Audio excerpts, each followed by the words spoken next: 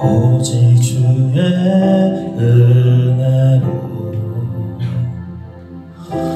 지금 여기 서 있네.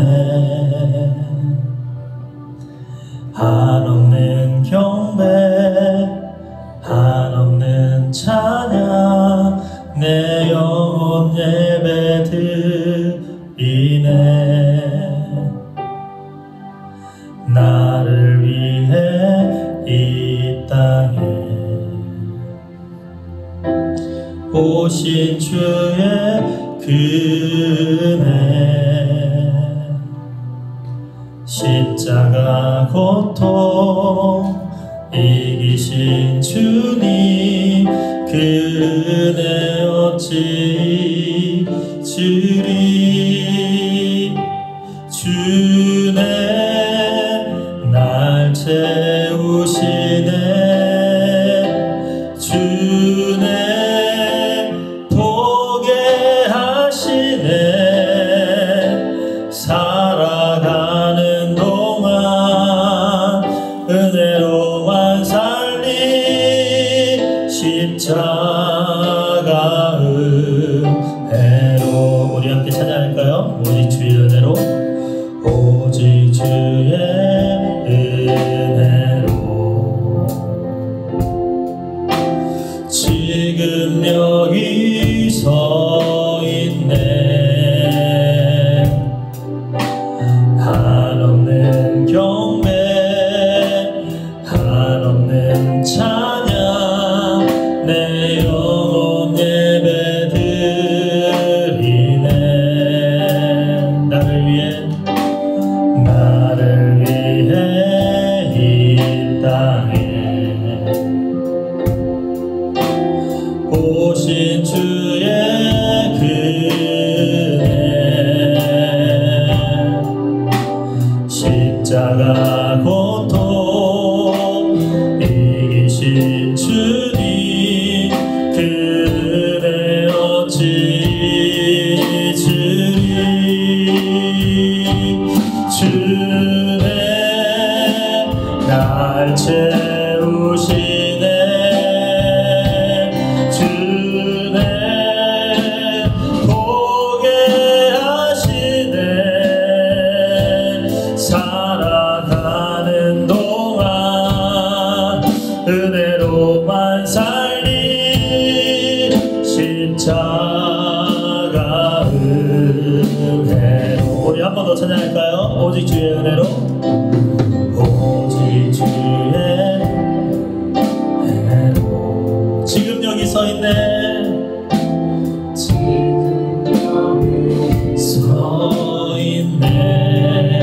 한없는 경배, 한없는 경배, 한없는 찬양, 내 영혼 예배 드리네.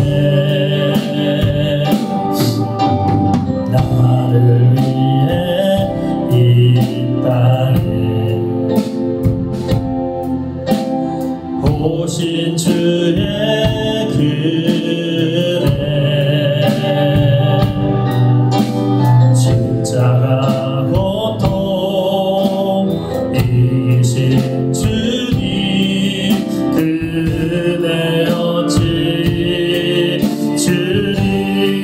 주네, 주네 날 채우시네.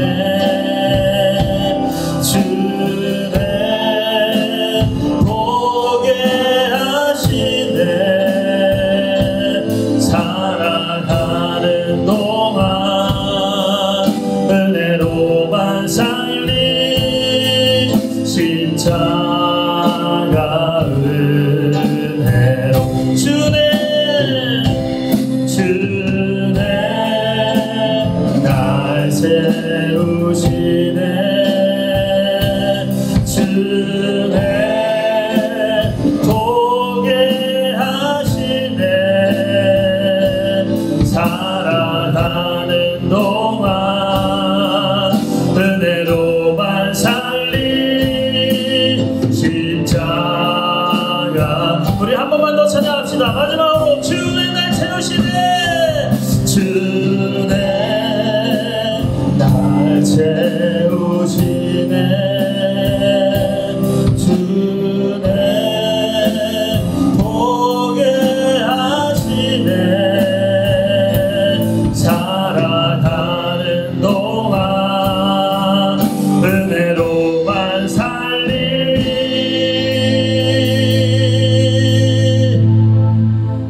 십자가 은혜로.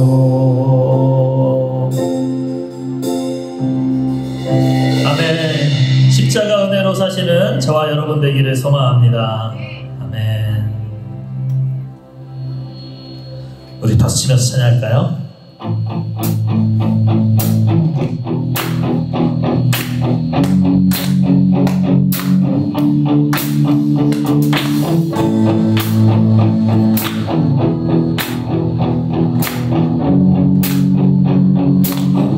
주 이름 찬양. 주 이름 찬양. 부요의 강물 흐르는 부요한 땅에 살 때에 주님 찬양해. 아멘. 주 이름 찬양. 주 이름 찬양. 거칠은 광야와 같은 인생길 걸어갈 때도 주님 찬양해. 모든 축복 주신 주님, 모든 축복 주신 주님 찬양하리. 아멘. 모든 날이 다가와도 남의 질이 주의 이름을 찬양해. 주의 이름을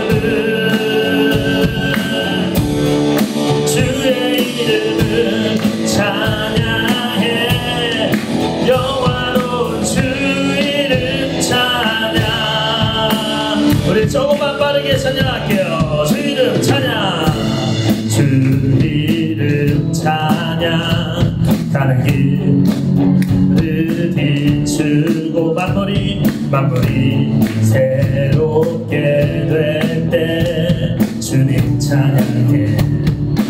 주 이름 찬양. 주 이름 찬양. 가는 길 험할지라도 고통이 다를지라도 주를 찬양해. 모든 축복 주신 주님 찬양하리. 어느 날이 다가와도 나 아멘. 주의 이름을 찬양해. 주의 이름을 찬양해. 영화로운 주 이름 찬양. 주의 이름을 찬양해. 주의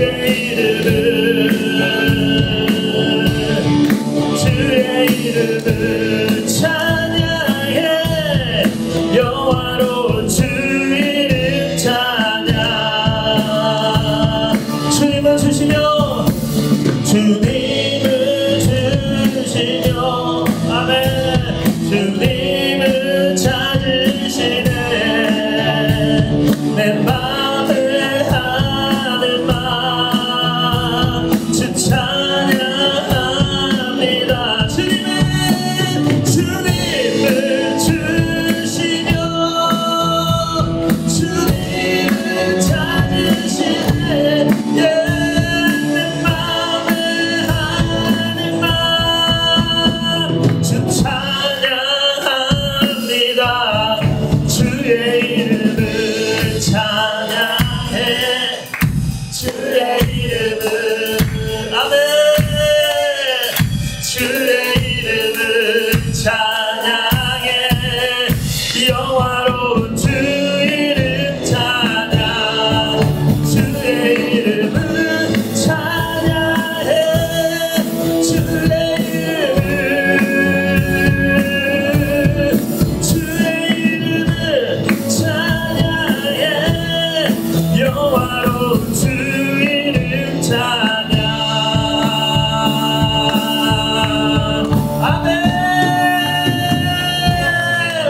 영광의 박수 올려드립니다. 아멘.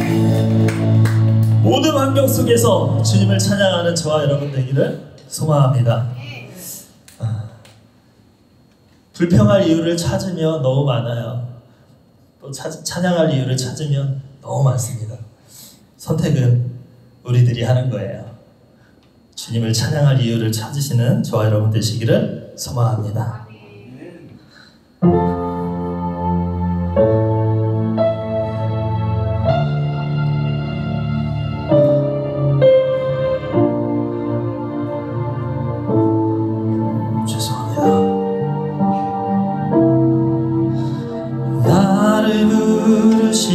주가 이루어 주시네. 잠시 넘어지더라도 붙잡아 주시네. 나의 걸어가는 길 동행하시네. 혼자라 생각했던 삶 늘 함께 하셨네. 찬양해 언제나 어디서나 부르신 그 뜻대로 나를 부르신 주의 뜻대로 난 찬양해 영원토록 노래하네. 나를 부르신 대로 주를 찬양하며 살아가리라. 우리 함께 찬양합시다. 나를 부르신 주가, 나를 부르신 주가 이루어 주시네. 잠시 넘어지더라도 붙잡아 주시네. 나의 걸어가는 길을 동행하시네. 혼자라 생각했던 삶 늘 함께 하셨네. 아멘. 나 찬양해 언제나 어디서나 부르신 그 뜻대로 나를 지으신 주의 뜻대로 난 찬양해 영원토록 노래하네. 나를 부르신 대로 주를 찬양하며 살아가리. 우리 한 번만 더 찬양할까요? 나를 부르신 주가, 나를 부르신 주가 이루어 주시네. 잠시 넘어지더라도 붙잡아 주시네.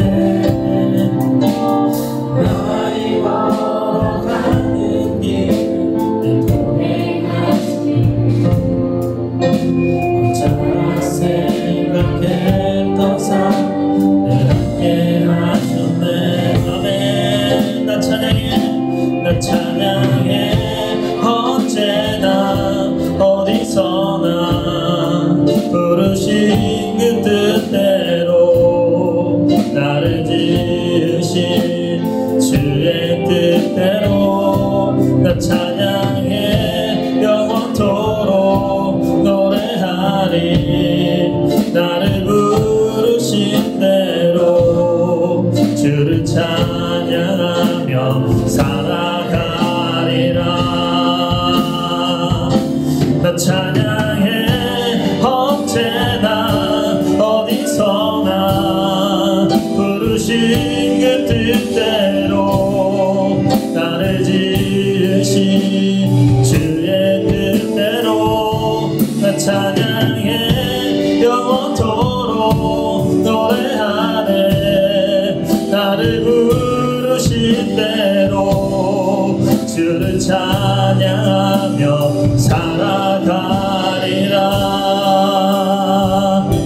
나 찬양해 언제나 어디서나 부르신 그 뜻대로 나를 지으신 주의 뜻대로 나 찬양해 영원토록 노래하네.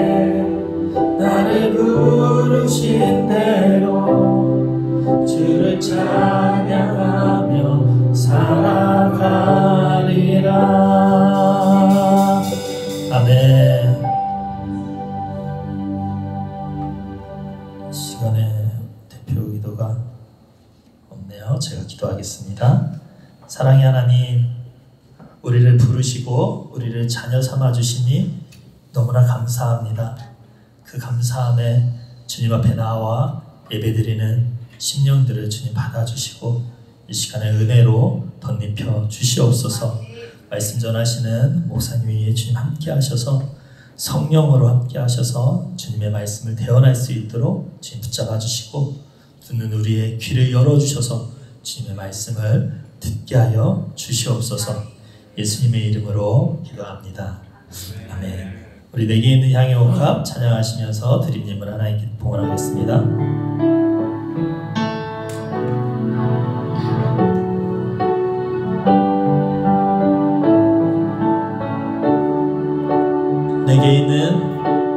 내게 있는 향유 옥합 주께 가져와 그 발 위에 입 맞추고 깨뜨립니다. 나를 위해 험한 산길 오르신 그 발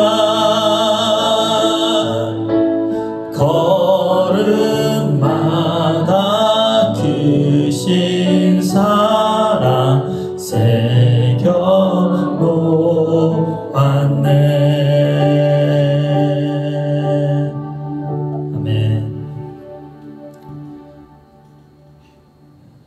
주님 앞에 예물 드립니다. 주님을 사랑하는 마음을 담아 작은 정성을 올려드립니다. 주님 이 예물을 통하여 하나님 기뻐 받아주시고 사람을 살리는 영혼을 살리는 일들에 쓰여질 수 있도록 주님 축복하여 주시옵소서. 예수님의 이름으로 기도합니다. 아멘. 우리 함께 예배드리게 돼서 너무나 반갑고요. 우리가 지난주에는 또 우리가 MT를 울진으로 횡성으로 또 청년들은 서울로 이렇게 다녀와서 한 주 못 만나고 또 이렇게 만나니까 너무 반가운 것 같아요. 우리 옆에 혹시 앞뒤로 지난주에 못 만난 분 있으면 인사하십시오. 자, 반갑습니다. 같이 못 간 분들이 너무 아쉽고요. 샘소리와 우리 세영이도 너무 아쉽고 오늘은 또 우리 조카들이 같이 와서 예배드립니다. 우리 시윤이와 도윤이 우리 잘 왔다고 우리 환영의 박수 한번 해주시고 태영이도 한 주 못 보니까 되게 반갑네. 이 시간에는요 우리 홍일이가 특송으로 하나님께 영광 드리려고 하는데요. 여러분들 특송하는 거는요 사실 우리 큰 교회를 다녀보신 분들은 아시겠지만 영광입니다. 영광. 일생에 한 번 할 수 있을까 말까인데 저희 교회는 늘 열려 있잖아요. 여러분들 특송으로 하나님께 영광 돌리는 건 귀한 일이니까 특송 신청해 주십시오. 우리 홍일이 나올 때 큰 박수 부탁드리겠습니다.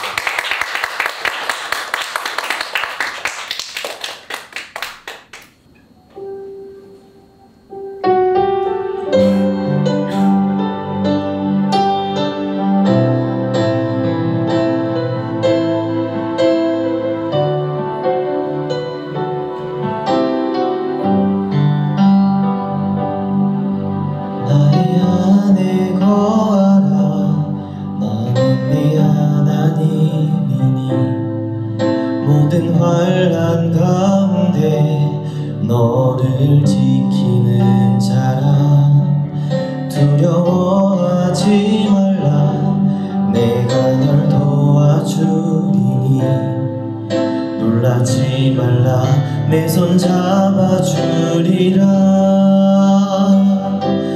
내가 너를 치료하여 불렀나니 너는 내 것이라 내 것이라 너의 하나님이라 내가 너를 보배롭고 존귀하게 여기노라 너를 사랑하는 내 여호와라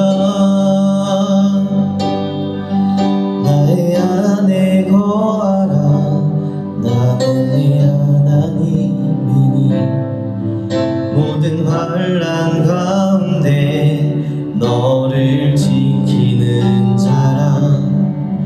두려워하지 말라 내가 널 도와주리니 놀라지 말라 내 손 잡아주리라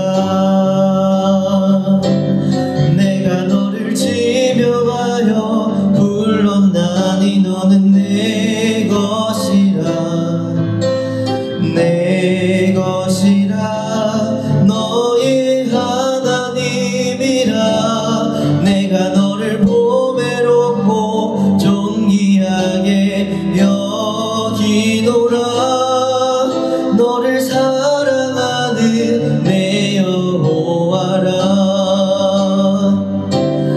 내가 너를 지명하여 불렀나니 너는 내 것이라 내 것이라 너의 하나님이라 내가 너를 보배롭고 존귀하게 여기노라 너를 사랑하는 내 여호와라 너를 사랑하는 내 여호와라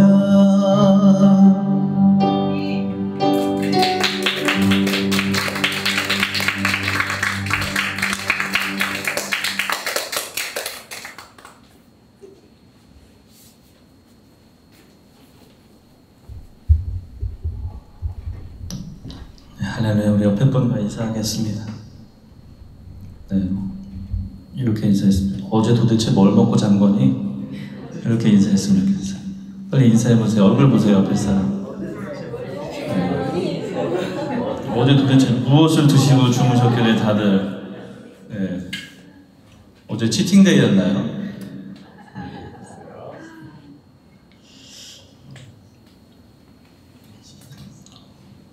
옆에 사람 보고 인사했으면 좋겠습니다. 힘내자. 이렇게 네. 어깨 한번 두드려주세요. 네. 네, 힘내자. 네, 홍일이가 연락이 와서 특송하면 안 되겠냐고 해서 그래서 물론 다행 좋지라고 얘기하면서 네. 노래 한 곡 할까요? 네. 네.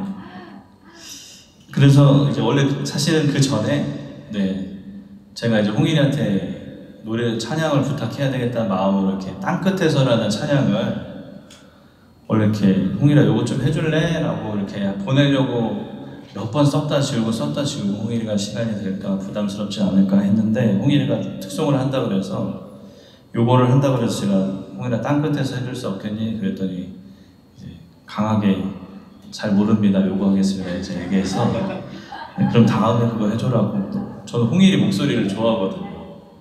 그래서 홍일이 목소리를 그 찬양 듣고 싶어서 했는데 홍일아 다음에 또 네, 그 찬양 그거 많이 들어보고 너 할 수 있잖아. 네.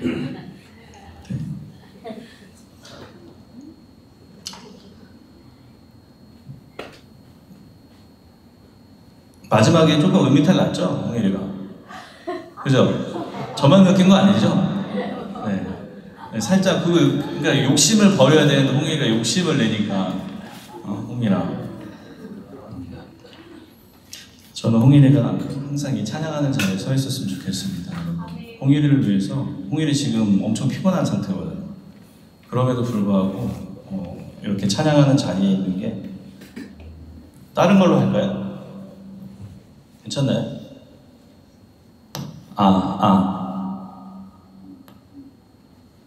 계속 울려가지고 네.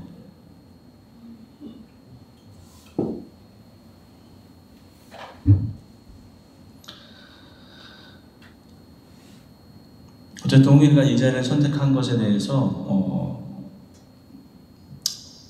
칭찬하고 또 위로하고 싶습니다. 다음에도 함께 이런 일들을 선택하는 것들을 반복하면서 그것을 자신의 믿음과 신앙으로 키워나갈 수 있기를 우리 모두 함께 기도했으면 좋겠습니다. 네. 예레미야 8장 4절 9절인데요. 제가 한번 읽어보겠습니다. 너는 그들에게 전하여라. 나 주가 말한다. 누구나 넘어지면 다시 일어나지 않겠느냐. 누구나 떠나가면 다시 돌아오지 않겠느냐. 그런데도 예루살렘 백성은 왜 늘 떠나가기만 하고 다시 거짓된 것에 사로잡혀서 돌아오기를 거절하느냐. 내가 귀를 기울이고 들어보았으나 그들은 진실한 말을 하지 않았다. 내가 이런 일을 하다니 하고 자책은 하면서도 자신의 악행을 뉘우치는 사람은 하나도 없었다. 그들은 모두 자기들의 그릇된 길로 갔다. 마치 전쟁터로 달려가는 군마들처럼 떠나갔다. 하늘을 나는 학도 제철을 알고 비둘기와 제비와 두루미도 저마다 돌아올 때를 지키는데 내 백성은 주의 법규를 알지 못한다. 너희가 어떻게 우리는 지혜를 가진 사람들이요 우리는 주의 율법을 안다고 말할 수가 있느냐. 사실은 서기관들의 거짓된 붓이 율법을 거짓말로 바꾸어 놓았다. 그러므로 지혜 있는 사람들이 부끄러움을 당하고 공포에 떨며 붙잡혀 갈 것이다. 그들이 주의 말을 거절하였으니 이제 그들에게 무슨 지혜가 있다고 하겠느냐. 네, 아멘. 이 예레미야서는 항상 우리에게 우리의 현실에 대해서 아주 적나라한 해석과 함께 우리에게 돌이킴을 강조하고 있습니다. 참담한 현실에 대해서 말씀을 드리면 최근 발표된 한국 기독교 분석 리포트라는 게 있는데요. 2023 한국인의 종교 생활과 의식 조사라는 연구 결과가 발표가 됐는데요. 한번 조사 결과를 보면 코로나 이전 대비, 그러니까 코로나 이전을 100%라고 봤을 때 코로나 이전 지금 4월 이전 22년 4월 이전에는 그러니까 40% 정도의 사람들이 빠져나갔다는 거죠. 예배를 드리지 않는다라는 거죠. 그 다음에 교회 학교는 70%가 예배를 드리지 않았는데 이 리서치를 한 사람들의 이 데이터를 해석한 의도는 이제 많은 사람들이 돌아오고 있다, 예배를 드리고 있다라고 얘기하면서 긍정적인 보고를 얘기하기 위해서 이제 이 데이터를 인용하는데, 사실 제가 보는 관점은 우리의 신앙 수준이 코로나라는 문제를 통해서 40%라는 사람들이 줄어들었다라는 문제는 뭐냐면 우리의 신앙 훈련이나 우리의 신앙관이 제대로 성립되어 있지 않는 사람들이 그만큼 많았다. 그리고 나서 다시 희망적으로 이 사람들이 교회 안으로 들어왔지만 과연 그 사람들이 예배나 하나님이나 신앙에 대해서 온전히 인식하고 있는가라는 질문을 우리가 스스로에게 던져봐야 된다라는 해석을 하고 싶은 것입니다. 다음 걸 보시면 종교인, 기독교 얘기하는 게 아닙니다. 네, 종교인인데 종교를 가지고 있는 사람의 수가 37%까지 내려갔다는 거예요. 국민 전체의 37%가 종교가 그만큼 내려갔다는 거예요. 그리고 이제 무종교인이 그만큼 늘어났죠. 그래서 이 사람들한테 질문을 해봅니다. 당신이 왜 종교에 대해서 종교를 떠나는 이유가 뭐냐 했더니 뭐 기독교가 싫고 뭐 어떻고 저쩌고 이런 게 아니라 그냥 종교에 대해서 관심이 없습니다. 이렇게 이야기한다라는 거죠. 네, 그 다음 걸 볼까요? 아, 그렇네요. 네, 잘못 보냈네. 오늘 뭐 아주 총체적으로 제가 여러 가지 위기 속에 있습니다. 그러니까 우리가 지금 이것들을 보면서 느끼는 거는 사회적으로 사람들이 하나님이 없어도 어떤 절대자의 도움 없이도 세상을 살아나가고 있거나 아니면 그마저도 쳐다볼 수 없을 정도로 혼자 고립되어 있거나, 그러니까 그냥 고독이 좋아. 나는 이 세상 그 누구에게도 의지하고 싶지도 않고 도움을 주고 싶지도 않고 그냥 내가 좋아라고 있거나, 이런 사람들의 비중이 점점 올라간다는 거죠. 다시 말해서 하나님이 필요가 없어지는 사람들이 늘어나고 있다는 거죠. 이 세태를 우리가 냉정하게 바라보고 우리가 좀 위기감을 가지고 바라봐야 할 것 같습니다. 이제 더 이상 하나님이 필요가 없다? 그럼 무엇을 필요로 할까, 이 사람들은? 그 하나님이 들어가 있던 자리를 무엇으로 자기 안에 채우려고 할까라는 고민이 든다는 거죠. 그래서 사람들은 세상은 정말 다양한 문화적인 코드와 또 어떤 자본주의적인 만족감으로 우리를 채우려고 하고 있을지도 모르겠습니다.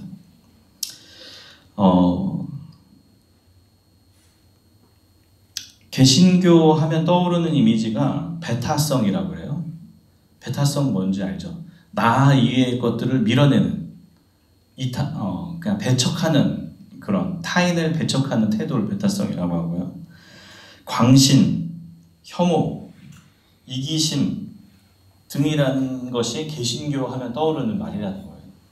어쨌든 우리는 그렇지 않지만 어떤 누군가의 어떤 행동으로 인해서 그러한 프레임이 우리에게 씌워져 있다는 것을 우리는 간과할 수 없습니다.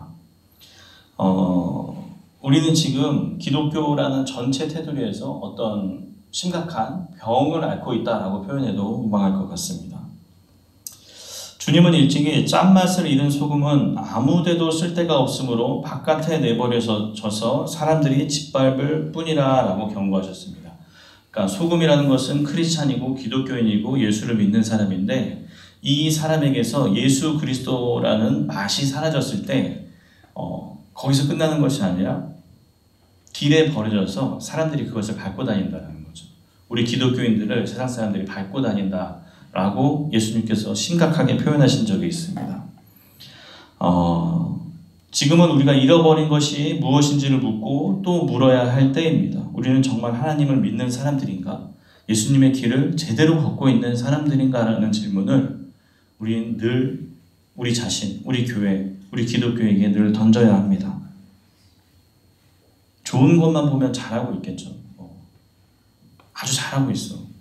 그러나 또 다른 면을 보면 또 부족한 면도 많이 있겠죠. 그런 면을 우리는 성찰하고 예수님의 마음과 같은 마음이 될 수 있도록 우리가 돌이키는 훈련을 늘 반복해야 할 것 같습니다. 예레미야를 가리켜서 우리는 눈물의 예언자라고 부릅니다.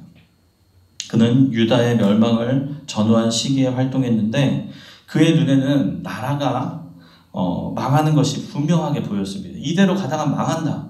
그래서 여러분 돌이키십시오. 돌이키십시오라고 선포하고 다니는 것입니다. 그럼에도 불구하고 사람들은 그의 경고에 귀를 기울이지 않았습니다. 홀로 듣는 자, 홀로 보는 자의 외로움이 컸다라는 거죠. 여러분 우리도 사실 외로운 길이죠. 여러분 교회가 이러면 안 돼라고 얘기하면서 우리 온몸으로 지금 외치고 있는 거잖아요. 교회는 이래야 돼라고 우리 온몸으로 외치고 있는데 그 외침이 크게 퍼지지 않으니 외로울 뿐이라는 거죠. 예레미야 8장 18절 19절 나의 기쁨이 사라졌다. 나의 슬픔은 나을 길이 없고 이 가슴은 멍들었다. 저 소리, 가련한 나의 백성, 나의 딸이 울부짖는 저 소리가 먼 이국 땅에서 들려온다 라고 이렇게 표현하고 있습니다.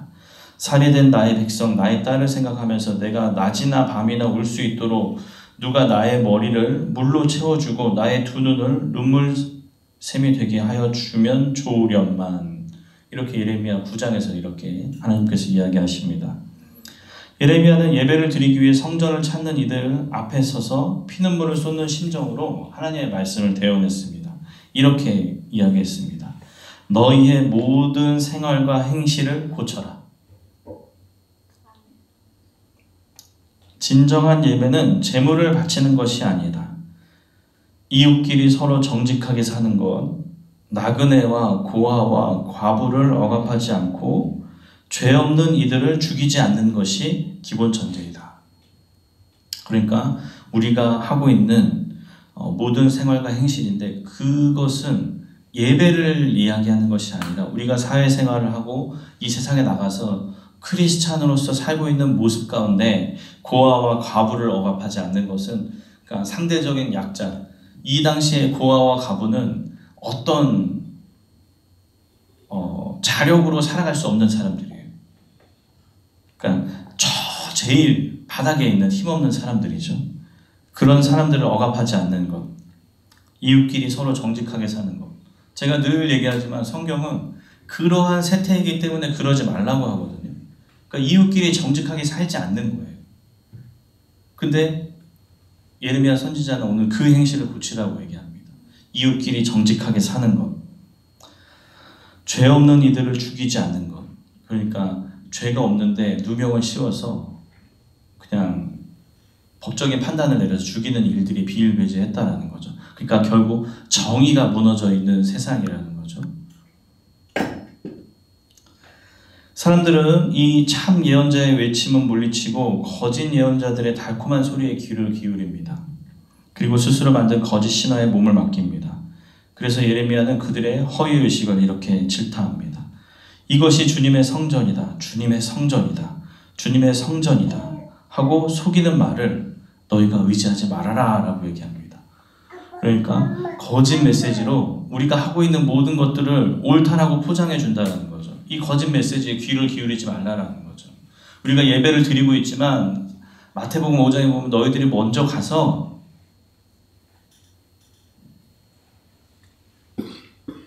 싸우고 화목하지 못한 일이 있거든. 예배를 드리기에 앞서 가서 그 사람과 화목하고 오라고 그래요. 그리고 나서 너희는 먼저 너희 눈에 있는 들보를 빼라고 얘기하거든요. 상대방에 있는 티끌을 보기 전에 네 눈에 있는 들보를 먼저 제거하고 와서 하나님 앞에 예배를 드리라라고 얘기하거든요. 그리고 나서 7장에 너희는 먼저 하나님 나라와 그의 뜻을 구하라고 얘기하거든요.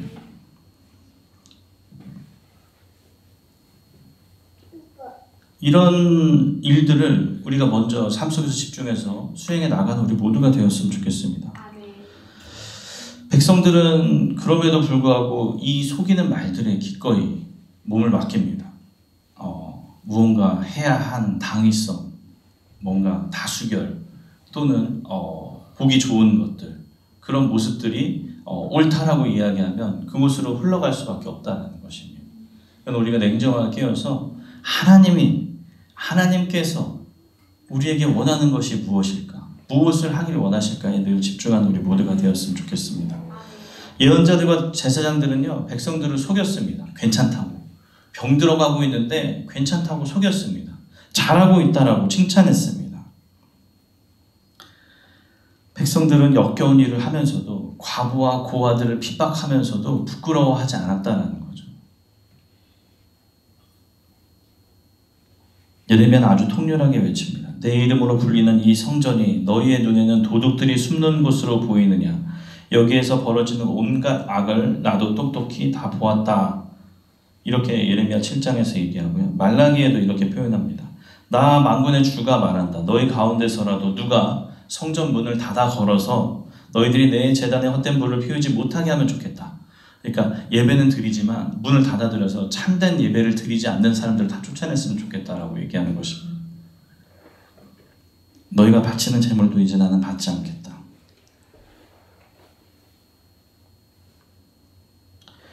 이스라엘의 지혜자는 믿음직한 심부름꾼은 그를 보낸 주인에게 무더운 추수 때에 시원한 냉수와 같아서 그 주인의 마음을 시원하게 해준다라고 말한다.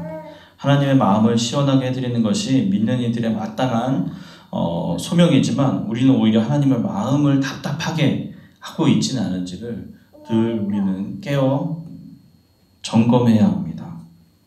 하나님은 내가 이런 일을 하다니 하고 자책은 하면서도 자신의 행동을 뉘우치는 사람은 하나도 없다라고 오늘 말씀에서 탄식한다는 거죠.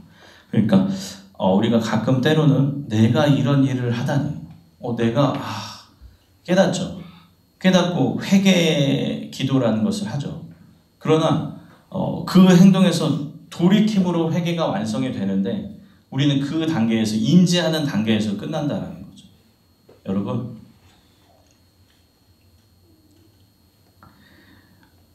예배는요, 우리가 어떠한 경우에서도 어떤 가치와도 바꿀 수 없는 아주 중요한 가치입니다.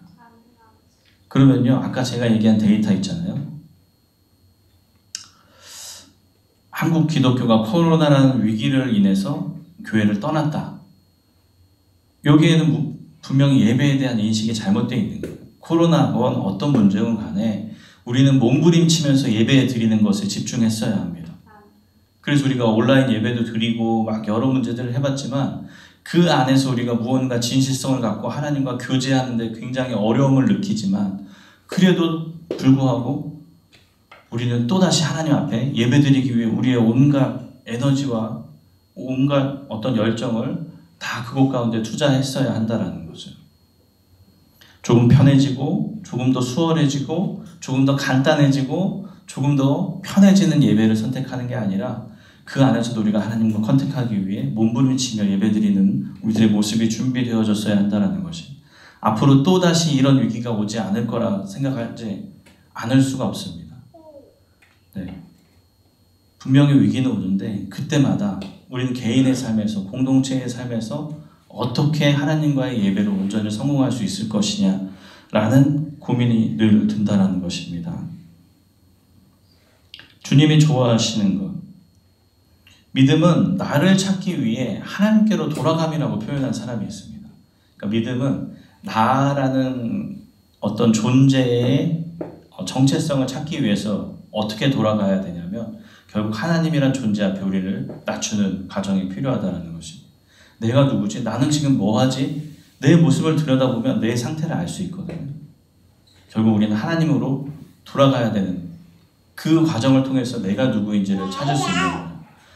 홍일이가 예배의 자리에 나옴으로써 홍일은 예배자의 모습, 자기의 모습을 확인할 수 있는 거예요.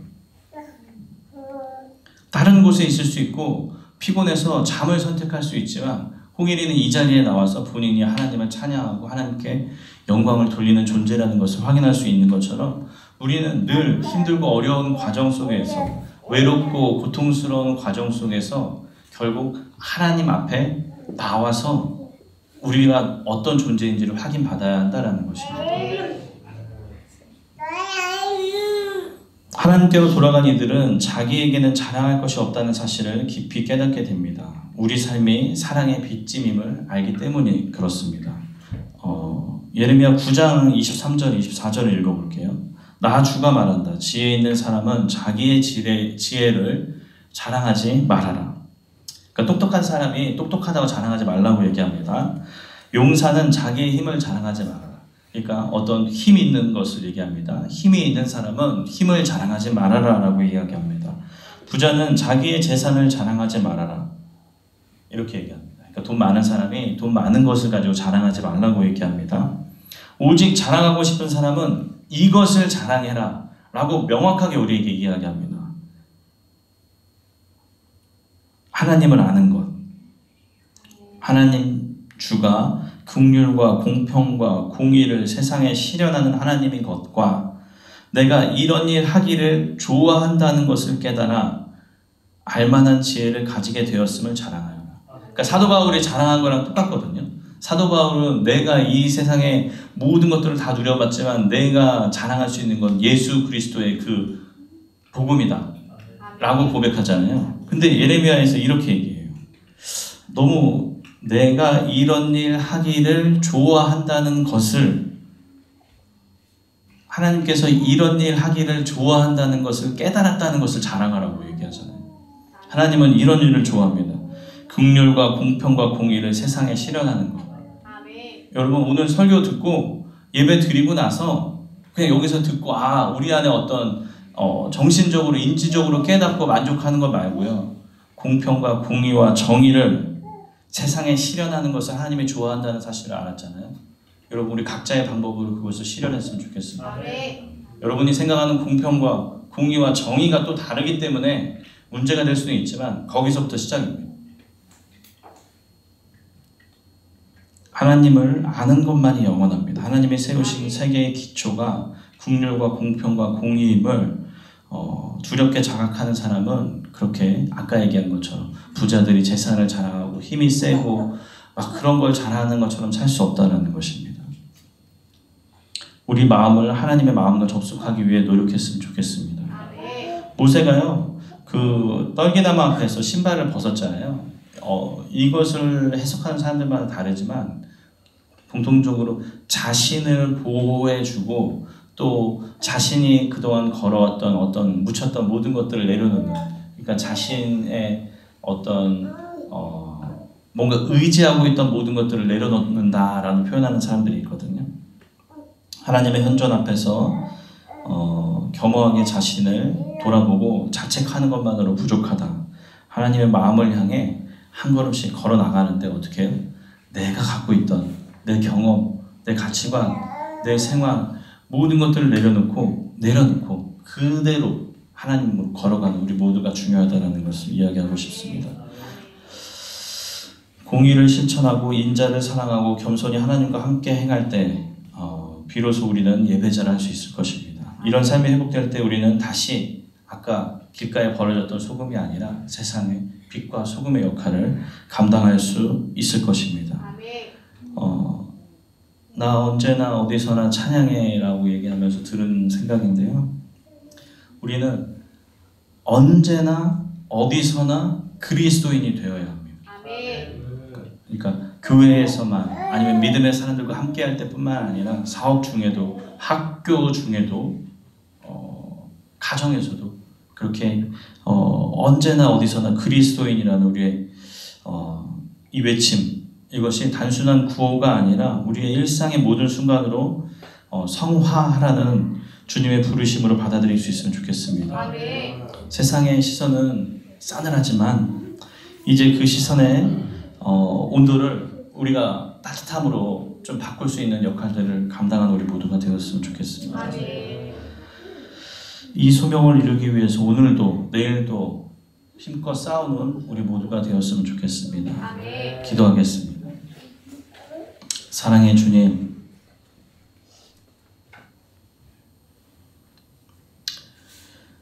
참된 예배자의 모습으로 하나님 앞에 서며 또한 세상에서도 온전한 크리스찬으로 살아가는 우리 모두가 되기를 소망합니다. 우리의 인간적인 힘만으로 할 수 없사오니 하나님 우리에게 성령을 부어주시고 성령을 통하여 일하셔서 세상에서 온전한 예수 그리스도의 제자의 역할을 감당한 우리 모두가 되기를 소망합니다. 하나님, 세상 속에서 약자들 편에 서서 그들의 삶을 이해하고 그들을 세우기 위해 우리의 인생을 사용하는 귀한 믿음의 지체들 되기를 소망하오니 하나님, 우리를 보내주시고 우리를 그 땅 가운데 주님의 사자로서 온전히 세워주시옵소서. 거룩하신 예수님의 이름으로 기도드립니다. 아멘. 오늘 이 시간 우리를 사랑하시되 자기 몸을 버리면서까지 용서하심으로 그 사랑을 증명하신 예수 그리스도의 은혜와 자신의 아들과 모든 인간을 동등하게 생각하시고 똑같이 사랑하시는 하나님 아버지의 사랑하심과 우리를 늘 보호하시고 인도하시고 가르치시는 성령님의 따뜻함이 이 자리에 함께한 하나님의 백성들에게 함께 하시기를 간절히 축복하옵나이다. 아멘.